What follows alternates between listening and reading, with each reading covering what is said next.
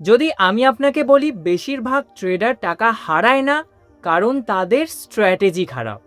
তারা টাকা হারায় না কারণ তারা ইন্ডিকেটর জানে না। তারা টাকা হারায় না কারণ তারা মার্কেট বুঝতে পারে না। বরং তারা টাকা হারায় এমন একটা কারণে যেটা তারা বুঝতেই পারে না। আর আমি নিজেও এই ভুলটা বছরের পর বছর করেছি। আমি স্ট্র্যাটেজি বদলেছি, নতুন ইন্ডিকেটর শিখেছি, ঘন্টার পর ঘন্টা চার্ট দেখেছি, কিন্তু প্রফিটেবিলিটি আসেনি।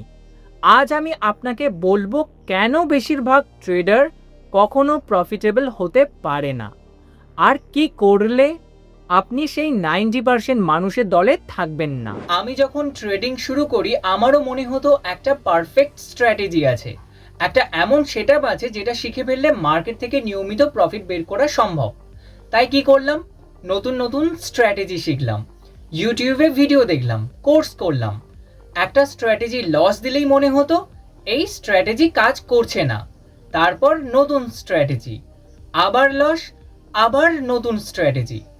এই সাইকেল অনেক দিন ধরে চলছিল, কিন্তু পরে বুঝলাম প্রবলেম স্ট্র্যাটেজি না, প্রবলেম ছিল আমি নিজেই। আর এখানেই 90% ট্রেডার প্রথম বড় ভুলটা করে।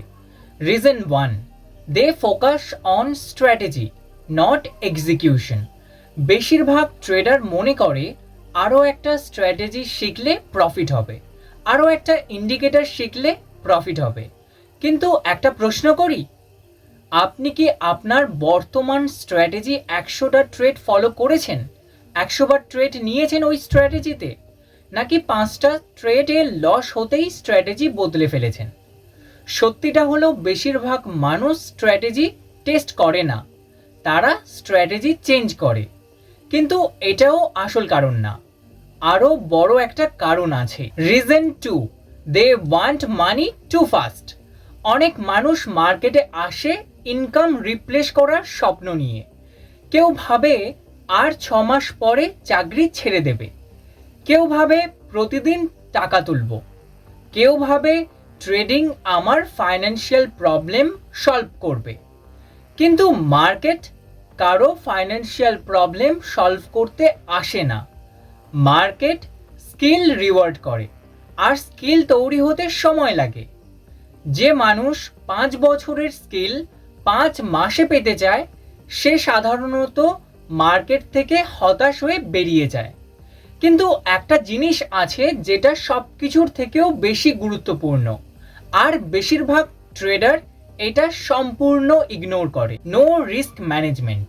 ধরুন আপনি 2 মাস প্রফিট করলেন, তারপর একটা বড় ভুল করলেন, একটা ওভারসাইজড পজিশন নিলেন, একটা ইমোশনাল ট্রেড নিলেন, এবং 2 মাসের প্রফিট এক দিনে শেষ।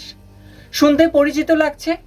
আমারও হয়েছে, অনেক ট্রেডারের হয়, কারণ তারা প্রফিট নিয়ে ভাবে, রিস্ক ম্যানেজমেন্ট বা রিস্ক নিয়ে ভাবে না।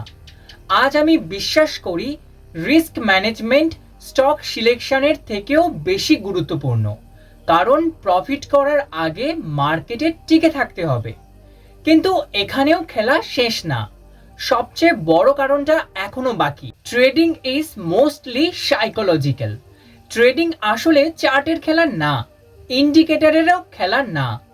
ট্রেডিং হলো ফিয়ার, গ্রিড, পেশেন্স, ডিসিপ্লিনের খেলা। আপনি জানেন কি করতে হবে, কিন্তু করেন না, এটাই সমস্যা। স্টপ লস মানতে হবে, জানেন এটা, কিন্তু মানেন না। রুলস ফলো করতে হবে জানেন, কিন্তু করেন না। পজিশন সাইজ ছোট রাখতে হবে জানেন, কিন্তু রাখেন না। নলেজ প্রবলেম না, এক্সিকিউশন প্রবলেম। আর এক্সিকিউশন প্রবলেমের পেছনে সাইকোলজি কাজ করে। তাহলে প্রশ্ন হলো, প্রফিটেবল ট্রেডার আর লুজিং ট্রেডারের মধ্যে পার্থক্য কোথায়? প্রফিটেবল ট্রেডার কম ট্রেড নেয়, বেশি পেশেন্স রাখে, রুলস ফলো করে, রিস্ক কন্ট্রোল করে, প্রসেসকে ফলো করে। অন্যদিকে লুজিং ট্রেডার স্ট্র্যাটেজি খোঁজে, নতুন নতুন শর্টকাট খোঁজে, এক্সাইটমেন্ট খোঁজে, কুইক প্রফিট খোঁজে। একজন প্রসেসের পেছনে দৌড়ায়, আর একজন প্রফিটের পেছনে দৌড়ায়। আজ যদি আপনি ট্রেডিং জার্নির শুরুতে থাকেন, তাহলে একটা কথা মনে রাখুন, ট্রেডিংয়ের প্রথম কাজ প্রফিট না, ট্রেডিংয়ের প্রথম কাজ হলো সারভাইভ করা। কারণ মার্কেটে যত দিন থাকবেন তত দিন শিখবেন, আর যতদিন শিখবেন তত দিন ইমপ্রুভ করবেন। আমি আজও শিখছি, আজও ভুল করি, কিন্তু একটা জিনিস বুঝেছি, মার্কেট ইন্টেলিজেন্স রিওয়ার্ড করে না, মার্কেট ডিসিপ্লিনকে রিওয়ার্ড করে। কমেন্টে লিখুন আপনার মতে ট্রেডারদের সবচেয়ে বড় সমস্যা কি, স্ট্র্যাটেজি, সাইকোলজি নাকি রিস্ক ম্যানেজমেন্ট। আমি সব কমেন্ট পড়ব। আর যদি এই ধরনের ট্রেডিং সাইকোলজি এবং সুইং ট্রেডিংয়ের কন্টেন্ট দেখতে চান তাহলে চ্যানেল সাবস্ক্রাইব করে রাখুন।